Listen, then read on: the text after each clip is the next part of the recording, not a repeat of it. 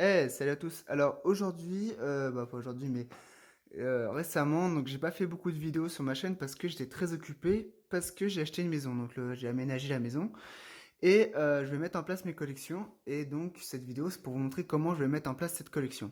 Donc là, vous avez, là c'est dans mon salon, donc c'est là où je vais exposer les fossiles. Là, vous pouvez voir les meubles. Donc ce que j'ai fait, c'est que j'ai pris des meubles Ikea. Pourquoi? Parce que étant donné la quantité, parce que là j'ai trois meubles. D'autre côté, j'ai encore un meuble plus un autre de 40 et après j'ai trois autres vitrines. Au niveau financier, c'est un certain coût et donc Ikea, au niveau rapport qualité-prix, c'est ce qu'il y a de mieux pour moi. J'ai pris Ikea aussi pourquoi? Parce que comme ça j'avais les mêmes meubles, donc j'avais le même ensemble, ce qui est plus agréable au niveau regard, ce qui fait plus joli, ça fait plus homogène. Donc là, vous voyez, j'ai tout le même meuble, donc moi je préfère. Donc c'est ces raisons-là pourquoi j'ai choisi des meubles Ikea. Donc là, vous voyez, là, je vais mettre des fossiles. Toute la rangée, ça va être des fossiles. Après, comment je vais aménager les fossiles, là, j'ai en train encore de réfléchir parce que j'ai pas encore tout ramené tous mes fossiles. Et faut que j'aménage, faut que je réfléchisse comment je vais ranger. Est-ce que je vais les ranger par gisement, donc sans doute. Ceux que j'ai trouvés où j'ai plus de gisements, plus de fossiles, je vais les ranger par gisement, puis après par groupe. Par exemple, les invertébrés ensemble, les vertébrés ensemble, après les ammonites ensemble, vous voyez. Et pour ceux que j'ai acquis, donc qui proviennent de différents endroits de la Terre où j'ai pas assez de fossiles pour faire par gisement, là ce que je vais faire c'est par groupe. C'est-à-dire mettre les vertébrés ensemble, par exemple mettre tout ce qui est mammifères, les poissons, et voilà. Et après comment je vais les aménager là-dedans, je sais pas. Et donc après je vais faire des supports pour chaque fossile pour en fait mettre les fossiles sur des hauteurs différentes sur le même plancher. Par exemple sur ce plancher-là, eh bien, je vais mettre des supports avec des fossiles de hauteur différentes pour que ça soit plus joli. Parce que souvent, ce qu'on voit dans les collections, c'est toutes les fossiles sur la même planche, au même niveau, et ce qui fait pas très aéré. Et donc, moi, ce que je vais faire, c'est justement faire quelque chose d'essayer de faire un truc vraiment plus aéré, plus espacé, et mettre des fossiles à différents niveaux. Donc, je sais pas, je vais peut-être mettre des exemples de ce que j'ai trouvé sur Internet au niveau des images pour voir à peu près ce que ça va donner. Mais voilà. Donc voilà, alors là, ce que je viens de faire, c'est j'ai positionné les fossiles dans les meubles, dans les vitrines. Donc là où là où vont être les fossiles. Alors là, je les ai pas du tout, c'est juste la position. Je les ai pas présentés encore réellement comme je voudrais le faire avec les supports, parce que je dois faire les supports, donc ça va me prendre pas mal de temps. Mais voilà déjà une idée d'à peu près ce que ça va rendre. Donc ce que j'ai fait, c'est j'ai regroupé les fossiles. Donc là, c'est tous les fossiles que j'ai acquis, il y a des fossiles qui viennent un peu partout du monde. Et donc, il y a une certaine diversité d'espèces, une certaine diversité de groupes. Et j'ai regroupé par gros groupes. Donc, quand je parle de groupe, gros groupe, ça va être les vertébrés, les invertébrés, les mollusques, les arthropodes. Donc là, par exemple, vous voyez, il y a du mammifère. Après, on est sur du amphibien reptile, parce que j'ai un peu de reptiles aussi là-dedans.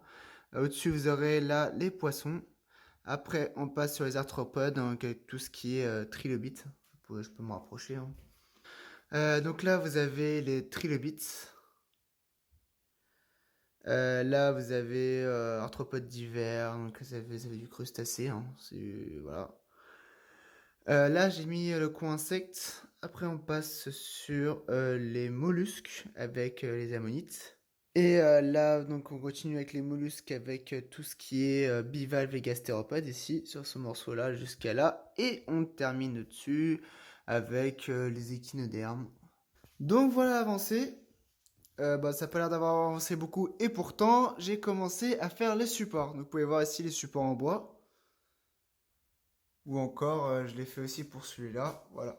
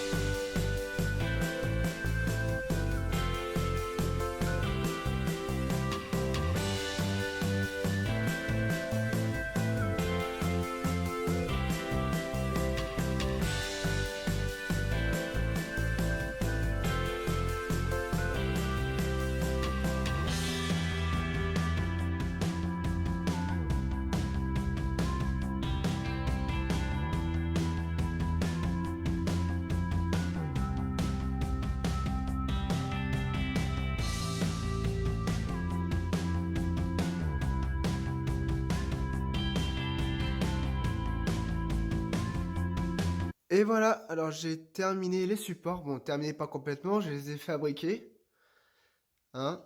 Mais après, il va falloir les peindre aussi parce que je vais pas laisser la couleur bois comme ça naturelle. Je vais les peindre en gris. Mais j'ai déjà fabriqué tous les supports. Donc vous pouvez voir un peu le résultat. Donc j'ai ouvert les portes pour pas qu'il y ait le reflet, c'est plus facile à voir. Après, une fois que j'aurai terminé réellement tout, je vous remontrerai tout en détail. Enfin, peut-être je vous donnerai plus d'infos. Il y a quelques trucs que je dois peut-être refaire parce que j'ai peur que ça tienne pas par rapport au poids.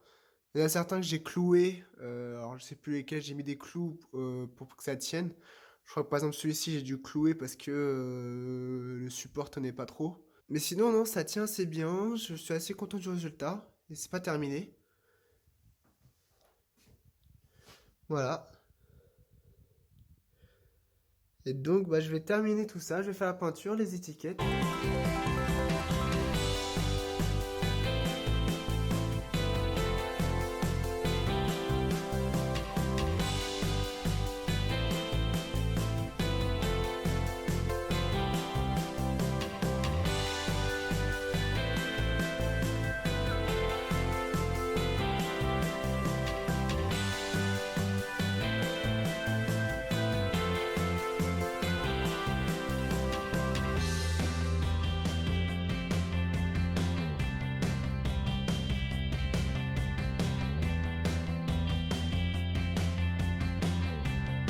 Et voilà, donc j'ai peint les supports, comme vous pouvez le voir. Donc voilà ce que ça donne. Bon, après, c'est pas fini, hein, parce que comme vous pouvez voir, vous voyez les étiquettes, c'est un peu le bordel. Parce que je vais refaire des étiquettes. À la base, je pensais mettre des étiquettes comme ça, faire des étiquettes où je les présente, un peu comme là, mais le problème c'est que vous voyez, ça fait beaucoup d'informations et je trouve que visuellement, ça fait moins joli. Et ce que je vais faire au final, c'est mettre un numéro et faire une planche à côté avec toutes les étiquettes, toutes les informations sur chaque fossile qui va me permettre d'avoir le nom de l'espèce, l'auteur, la localité et pouvoir donner beaucoup d'informations si j'ai envie en fait. Comme ce sera dans un document et que je veux faire une planche, au final, je peux mettre toutes les informations que je veux. Et ça me limite moins parce que vous voyez là, ça fait un peu chargé visuellement et je préfère qu'on se concentre sur le fossile que sur l'étiquette. Donc, ce que j'ai fait, vous pouvez le voir ici. Voilà. Donc, j'ai commencé pour vous montrer. Ce que je vais faire, c'est ça. Je vais mettre des numéros pour chaque fossile, comme ça. Et à côté, je vais faire une planche où je vais mettre à chaque fois le nom de l'espèce, la localité et tout ça. Je vais faire une étiquette à côté. Ah, j'ai fini. Alors, bon, là, vous voyez pas la différence. Mais là, en fait, vous voyez, j'ai enlevé toutes les étiquettes. Parce que j'ai fait des fiches où je mets dessus les espèces. Donc, je vais vous montrer un peu. Voilà. Pour des exemples, voilà. Voilà, là j'ai mis les numéros pour chaque espèce et j'ai fait l'étiquette, donc sous forme de tableau, où vous avez le nom de l'espèce, l'auteur, l'étage ou la période s'il n'y a pas l'étage où j'ai pas assez d'informations, et vous avez la localité avec plus ou moins de détails. Donc vous avez aussi comme ça toutes les fiches ici. Donc comme ça, avec le numéro, on sait quelle est l'espèce, on a les informations pour chaque espèce de cette collection. Et ça permet en fait d'enlever les étiquettes et de faire quelque chose de plus aéré. Je sais pas si vous voyez ce que je veux dire, mais de faire quelque chose de plus simple. Et comme ça, on a un peu comme les musées au final, hein, où vous avez des fois juste le numéro et à côté vous avez l'étiquette de l'espèce, mais pas sur le fossile. Vous avez juste le fossile avec le numéro. Donc là, c'est ce que je voulais faire. Donc voilà le résultat. Donc je suis plutôt content de ce résultat, vraiment. Alors je sais pas si j'ai peut-être déjà dit avant, mais je suis vachement content de ce que j'ai réussi à faire. Donc là, vous n'avez pas trop de lumière, je vais refaire des vues avec plus de lumière pour que vous voyez vraiment bien en détail. Donc voilà une vue générale. Voilà ce que ça donne. Donc j'ai mis le campanile, il rentre pas. J'ai pas réussi à faire un support encore pour le campanile. Et vu sa taille, ça faisait un peu beaucoup. Donc vous avez pu voir, je l'ai remplacé par l'huître, la Crassostrea. Donc la campanile, je vais mettre au-dessus. Et je pense que j'ai d'autres fossiles qui sont assez gros. Notamment les ammonites, une ammonite, et puis je vais peut-être en avoir d'autres plus tard. Donc je vais faire en fait tout au-dessus comme ça, je vais rajouter des fossiles avec des supports, donc il faut que je les fasse.